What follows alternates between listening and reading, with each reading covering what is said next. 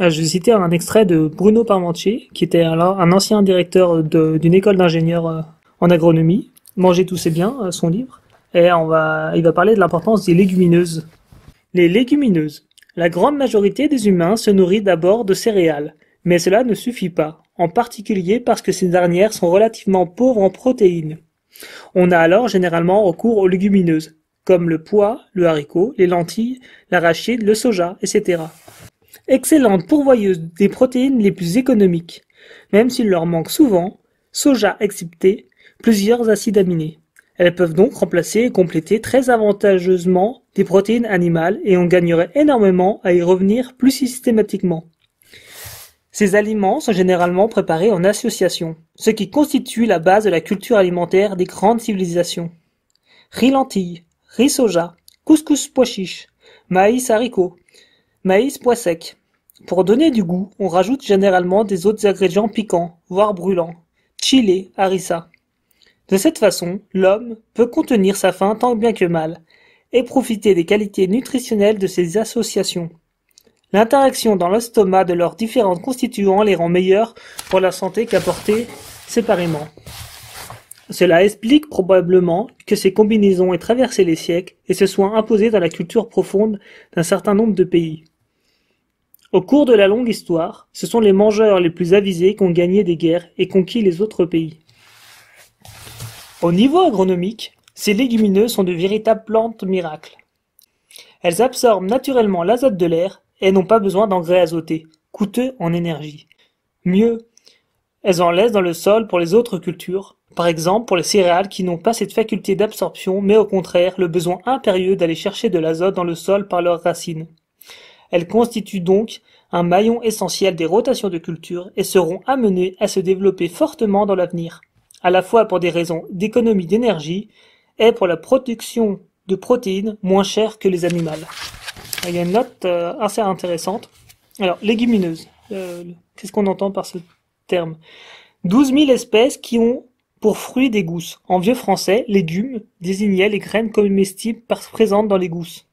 On y trouve des fourrages pour les animaux ruminants, comme le trèfle, la luzerne. Des oléagineux, qui ont des graines riches en matières grasses, comme l'arachide. Et des protéagineux, qui sont riches en protéines, lentilles, haricots, pois chiches, fèves. Celles qui, comme le soja, ont à la fois de l'huile et des protéines, sont qualifiées d'oléoprotéagineuses. À noter que le colza ou le tournesol, bien que produisant des protéines, sont classés dans les oléagineux, mais ce ne sont pas des légumineuses. Donc j'ai repris le texte de Bruno Parmentier. Donc j'ai découpé les légumineuses en deux catégories, les fourragères pour les animaux, trèfle, luzerne, sainfoin, et celles destinées à l'alimentation humaine, les lentilles, les fèves. Donc par exemple il y a les fèves et les févroles. Les févroles sont plutôt destinées aux animaux, même si on en consomme parfois dans certains pays. Donc, pourquoi les légumineuses sont importantes pour moi et seront l'une des clés des 50 prochaines années, c'est que selon les prévisions, on prédit une augmentation de la population mondiale pouvant tabler jusqu'à 9 milliards de personnes dans les années 2050. Et pour avoir une alimentation équilibrée, il faudra un équilibre entre les glucides, les protéines, les lipides, les minéraux et les vitamines. Et l'un des gros enjeux, c'est la protéine. Parce que la protéine, elle a deux grandes sources. Soit elle est végétale, et dans les végétaux, ce sont les légumineuses qui en apportent le plus. Soit elle est animale, alors soit en consommant du lait ou des œufs, soit en tuant un animal et mangeant sa viande. Sauf que plus on va être nombreux sur Terre, et moins l'espace sera important par personne. Et manger de la viande, ça nécessite d'avoir un espace dédié pour les animaux, pour alimenter les animaux. Et par exemple, un animal, il faudra une prairie, plus des céréales en plus. Alors que manger directement des végétaux, ça nécessite d'avoir directement de l'espace pour les personnes.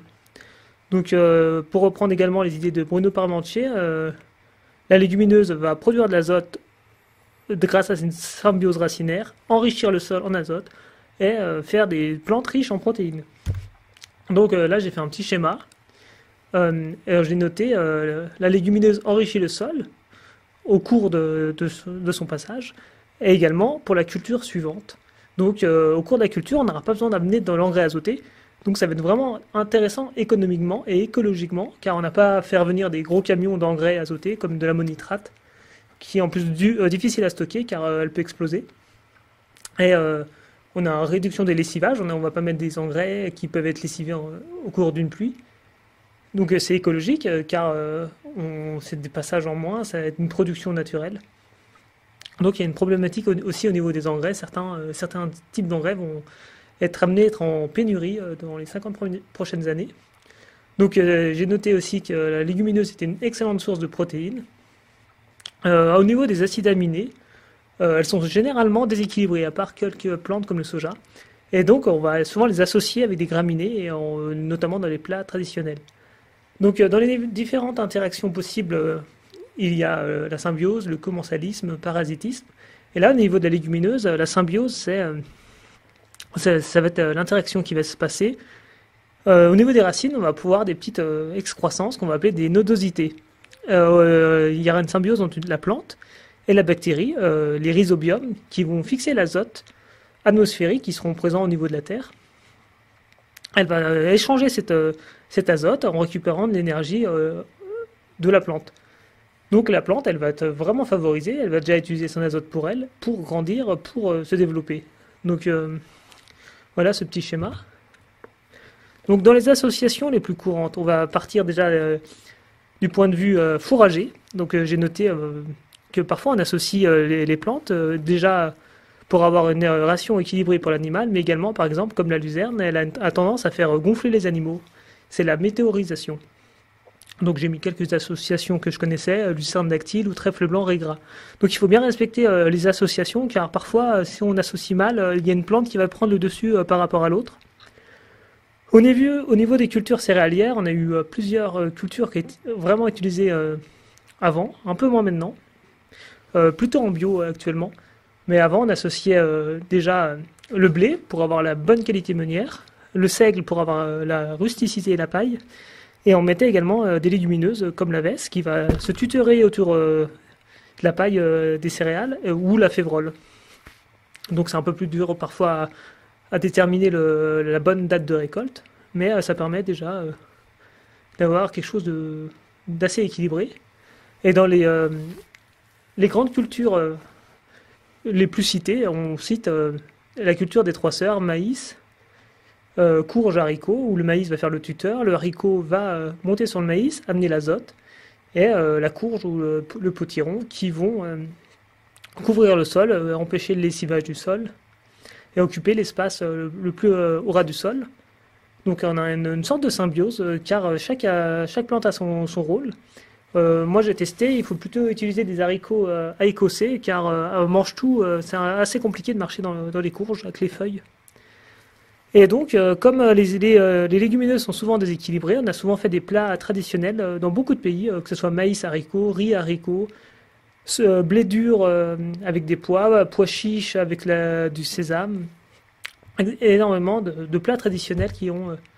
donc, en fait, pourquoi on fait des plats traditionnels associant les graminées et les légumineuses? C'est surtout pour combler, avoir tous les acides aminés. Donc on peut voir ici sur la source c'est Wikipédia, que certains acides aminés manquent dans les graminées et d'autres manquent dans les légumineuses. Et en fait, si on recoupe les deux, alors là il y a la question, parfois des nutritionnistes on dit au cours du même plat et après du même repas. Et on a vu quelques années plus tard dire ça peut se jouer à l'échelle de plusieurs journées ou de la semaine. Donc mais c'est quand même important pour vraiment quelqu'un qui est végétarien d'avoir tous ces acides aminés en essayant d'avoir des repas le plus diversifiés et équilibrés possible. Donc il y a quand même les plantes qui sortent du lot en teneur de protéines comme le soja. Après il y a des plantes qui ne sont pas des légumineuses et qui ont des bonnes associations ou des bons équilibres. Alors pour les sources de protéines, j'ai noté la légumineuse. On a également d'autres plantes qui ne sont pas des légumineuses mais qui vont apporter quand même moins de protéines. Et on a des plantes aussi qui ont des bons équilibres en acides aminés. Donc j'ai noté des plantes intéressantes comme les quinoa ou l'amarante. Et après, il y a d'autres paramètres que je voudrais un jour développer, que ce soit les facteurs nutritionnels, donc je ne les connais pas tous, mais parfois quand on voit une teneur en minéraux, elle n'est pas parfaite car on a des facteurs qui vont inhiber l'absorption des nutriments. Et je vais parler un jour aussi de la vitamine B12, si dans un cas d'un régime uniquement végétarien ou vegan, qui peut être amené à manquer, qui parfois est nécessaire d'être complémenté. Et l'autre source de protéines, ça va être les animaux. Donc voilà pour cette partie.